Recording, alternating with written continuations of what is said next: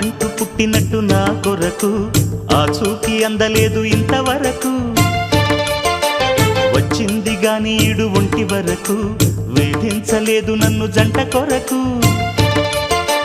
చూశాక ఒక్కసారి ఇంత వెలుగు నా వంక రాను అంది కంటి కునుకు.